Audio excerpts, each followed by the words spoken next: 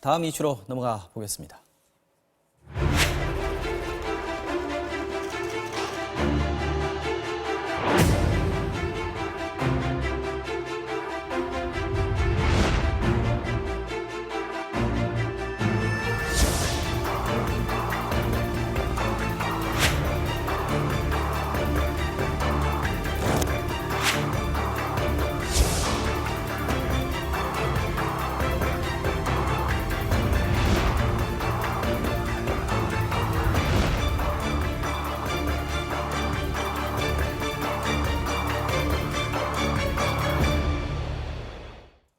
네, 건설업자 윤중천 씨 체포로 급물살을 타는 듯했던 김학의 전 법무부 차관 사건 수사가 제동이 걸렸습니다. 검찰이 윤 씨에 대해 청구한 구속영장을 법원이 기각한 겁니다. 이 밖에 정준영 씨 집단 성폭행 의혹 사건도 짚어보도록 하겠습니다. 자, 변호사님, 윤중천 씨를 체포는 했는데 이것도 체포영장 발부받아서 한 거란 말이죠. 그렇죠. 그런데 구속영장은 기각이 됐습니다. 네. 법원이 이유를 뭐라고 얘기하나요? 네, 우선 17일 날 체포영장이 발부가 돼서 영장을 집행을 했고요. 네. 그래서 18일 날 구속영장을 신청을 했는데 네. 19일 기각이 됐습니다. 기각된 이유는요. 아마 많은 뉴스들 많이 보시는 분들이라면 기각할 때 뭐 도주 의료가 없다, 네. 증거인멸의 우려가 없다, 네. 범죄 소명이 덜 됐다, 뭐 이런 이야기는 들어보셨을 텐데 이건 네. 조금 낯설 겁니다. 수사 개시 시기와 경위, 영장 청구서에 기재된 범죄 혐의 내용 성격, 또 주요 범죄 혐의에 대한 소명 정도, 체포 이후의 수사 경과, 또 수사 영장 신문 과정 중에 윤 씨의 태도 등에 비추어 봤을 때 영장을 기각한다. 구속의 필요성이 없다. 상당히 이렇게 복잡한 나왔습니다. 얘기인데 좀 쉽게 설명을 해주시면. 네, 이제 좀 본다면요. 우선 좀 특이한 게 이 사건이 어떻게 체포가 됐는지부터 보시면 이제 이 수사단이 네. 김학의 전 차관의 뇌물 문제, 그리고 당시 수사할 때 어떤 그 수사 방해 부분, 이 부분에 초점을 맞춰서 출범된 수사단이에요. 그렇죠. 그래서 수사단이 이 윤중천 씨 주변에 굉장히 많은 사람들을 조사를 했고요. 10여 차례에 걸쳐서 압수수색도 진행했습니다. 맞습니다. 근데 물어서 수사를 하다 보니까 다른 범죄들이 나온 거예요. 윤중천 씨가 무슨 뭐 골프장 인허가를 받는데 도움 주겠다면서 10억 원을 받았대더라. 네. 그런데 골프장 인허가 안 됐는데도 돈 안 돌려준다. 또 내지는 무슨 사생활을 폭로하겠다라고 뭐 협박을 하면서 돈을 요구했다더라. 등등의 다른 범죄들이 나온 거예요. 그런데 이번에 구속영장 청구에 적시된 혐의는 앞서 말씀드린 그런 김학의 전 차관의 뇌물 부분도 아니고 거기와 관련된 부분도 아니고요. 어떤 수사방해 문제도 아니고. 수사방해 문제도 아니고 전혀 다른 부분이에요. 아까 말씀드린 그런 윤중천 씨의 개인 또 다른 그 범죄 혐의가 들어갔습니다. 그러니까 원래 지금 수사단이 하고자 하는 것은 조사하고 수사하고자 하는 것은 뭔가 이런 윤중천이 그 김학의 전 차관에게 어떤 뇌물을 줬는지 뭐 이 부분을 수사를 해야 하는데 이거와 별개 아니냐. 본건이 아니고 별건이다. 별건 수사란 얘기 많이 하지 않습니까? 별건 구속이라는 게 있는데 별건 구속은 이제 위법입니다. 별건 구속은 A라는 범죄를 수사를 하고 싶은데 과거에는 많이 썼던 그렇죠. 수사 기법입니다. A라는 지금은 범죄, 안 됩니다. A라는 범죄는 구속영장이 안 되는 거예요. 구속 사유가 안 됩니다. 그런데 B라는 범죄는 구속영장이 나와요. 네. 그러면 B라는 범죄로 해서 영장을 받아놓은 B로 다음에 영장을 받아서 A를 친다. 수사하는 거죠. 네, 이거는 이제 영장주의에 반해서 우리 법원에서도 위법이라고 보는 게 원칙인데 이 부분이 우선 한번 들어간 것 같고요. 기각 네. 이후로. 그리고 또 하나는 또 설사 그렇다 하더라도 이 수사단이 그러면 윤중천 씨의 조사를 하다 보니까 윤중천 씨의 개인 범죄가 나왔는데 이거 수사하지 말라는 건 아니요. 수사는 할 수 있습니다. 수사는 할 수 그거 있는데 가지고 따로 이제 수사를 해야 됩니다. 그거는 그거대로 수사를 할 수 있는데 이제 그걸로 영장을 받아서 다른 건을 수사하면 안 된다는 거죠. 근데 목적이 이번에 기각 사유에 보면은 그 영장에 그 포함된 그 범죄도 소명이 좀 부족하다라는 걸로 나와 있어서요. 기각 사유는 크게 이렇게 두 가지로 보시면 될 것 같습니다. 어쨌든 지금 그 의도를 했건 안 했건 간에 별건을 의도했건 안 했건 간에 검찰 수사단으로서는 일단 윤중천 씨 신병을 확보해 놓으면 네. 다른 수사도 이제 좀 편해지는 것이고 좀 진전이 있을 텐데 일단 풀려났기 때문에 신병을 확보를 못했기 때문에 수사에 차질이 빚어진다 아쉽다 이렇게는 볼 수가 있을까요? 네, 아쉽기는 하죠. 윤준천을 구속을 한다면 조금 더 압박을 할 수 있으니까 수사에 탄력을 받을 거는 맞는데 구속이 이제 구속영장이 기각됐으니까 그런 점은 아쉽지만 그렇다 하더라도 뭐 수사가 불가능한 것은 아닙니다. 사실 윤준천 씨 같은 경우에는 지금 뇌물을 줬다라는 입장이기 때문에 이건 공소시효가 그걸 또 자기 입으로 7년이거든요. 얘기를 했어요. 예. 일단은. 그것도 이제 진상조사단에다가는 이야기를 했는데 또 검찰에서는 검찰에서는 또 얘기를. 입을 닫았습니다. 어쨌든 지금 윤준선 씨가 뇌물을 줬다라고 하는 혐의는 뇌물공연죄는 공소시효가 7년이에요. 그런데 지금 최근까지 나온 얘기는 2012년까지 줬다 이런 얘기가 나오거든요. 2012년 딱 걸려 있는데요. 그렇죠. 그러니까 이 공소시효 문제도 좀 있고 합니다. 그래서 원칙적으로 조금 이 건으로는 구속영장 신청이 좀 어려운 건이었죠. 그래서 네. 여하튼 구속이 안 됐다 하더라도 다른 그러니까 윤준천과 그 외에 관련 있는 사람들의 어떤 계좌를 파악을 해서 그렇다 거기서 확실한 물증을 잡는 방법도 있고요. 또 굉장히 많은 사람들을 조사해서 얻은 진술 증거도 있을 것이고요. 그리고 수사가 지금 한 가지만 하는 게 아닙니다. 그 김학의 전 차관의 뇌물 부분도 있지만 네. 아까 말씀드린 대로 또 윤준천 개인의 범죄도 수사를 할 수가 있는 것이고요. 그 외에 또 아까 수사 과정 중에서 어떤 방해가 있었는지 네. 또 이제 직권남용 부분도 또 수사를 해야 되고요. 또 그 외에 수사를 하는 과정에서 우리가 또 많이들 궁금해하시는 과연 특수관관 부분이 있었는지 부분 이 부분도 또 수사가 돼야 되고요. 수사 네. 범위가 굉장히 넓기 광범위해서 네, 타격을 받기는 했지만 아쉬움은 있긴 있지만 그것으로 인해서 이 수사가 막 전혀 진척이 안 되고 뭐 이럴 것 같지는 않고 또 하나 이거 믿을 수 있을지 모르겠지만 윤준성 씨가 영장실질심사를 받으면서 적극적으로 수사에 진술을 하겠다 또 이렇게 이야기를 했거든요. 거기와 검찰- 관련해서 진술을 하겠다.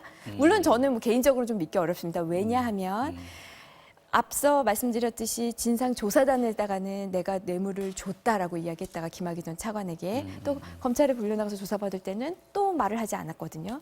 그런데 법이나 이 수사 부분을 상당히 많이 알고 있는 많이 듯한 알고 있을 모습입니다. 거예요. 네. 그리고 설사 진술을 한다 하더라도 본인이 크게 타격을 받지 않을 빠져나갈 부분, 수 있을 만큼의 정도의 이 수준에서 정도의 조절을 할 진술이 나올 가능성도 것 있고요. 같습니다. 지금 영장 기각 이후에 별장 멤버들 뭐 김학의 씨 말고 다른 사람들에 대한 수사들도 좀 이어질 거라고 생각합니다. 네, 당시에 이제 조사를 받았던 과거에 2013년에 조사를 받았던 이제 병원장들이 또 이미 수사를 한번 받았었죠.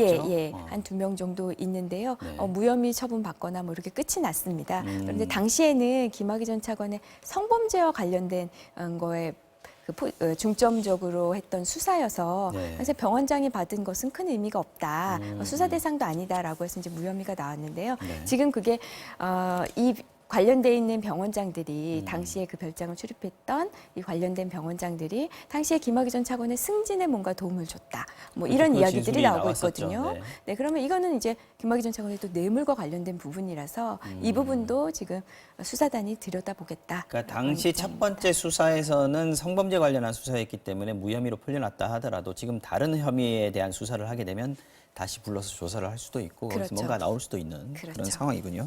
자, 다음 사건 보겠습니다. 정준영 씨 단체 대화방 멤버들로부터 집단 성폭행을 당했다 이렇게 주장을 하고 있는 여성이 나왔어요. 네, 집단 성폭행을 한 것 같은 정황들이 보인다 이런 보도는 있었는데 진짜 해당 여성이 나타났습니다. 이제 경찰도 당시에 이거 집단 성폭행이 의심이 되는데 우선 수사를 하려면 피해자가 나와야 될 텐데 그렇죠. 피해자가 특정되지 않았다. 처음에는 그 어려웠다 단톡 그랬거든요. 그 대화 내용만 있었기 때문에 이걸 그렇죠. 범죄로 입건하기 힘들었는데 네, 그런데 지금 피해 여성이 등장을 했습니다. 네. 2016년 3월에 있었다는 일인데요. 2016년 3월. 예, 정준영 씨 그 팬사인회를 계기로 정준영 또 박최종은 그리고 버닝썬 직원 2명 또 사업가 박모 씨와 함께 이 피해 여성이 함께 술을 마셨다고 합니다. 근데 이 여성이 술이 본인이 굉장히 센 편이라고 해요. 그런데 바로 정신을 잃었다라고 하고요. 다음날 눈을 떠보니까 본인이 이제 옷이 벗겨진 채로 이제 호텔 침대방에 누워 있었다. 이게 그리고 원래 이제 버닝썬 사건 우리가 얘기했을 때 물뽕, JCB가 꼭 이런 증상이었는데 그렇죠. 그에 그와 의심이 유사한 가네요. 이야기예요. 네. 그리고 아침에 친구가 막 깨워서 30분 동안이나 본인을 뭐 때리고 꼬집고 했는데 본인이 간신히 깼는데도 몸을 못 가는 채로 거의 친구한테 거의 끌려다 나오다시피 해서 이제 깼다 뭐 이런 식의 진술이 있었는데 네. 이제 이 여성이 이제 보도가 나온 다음에 이걸 공익제보 대리인 있죠. 그 예, 방 방정현 변호사. 변호사를 네, 통해서 네. 이제 접촉을 한 거예요.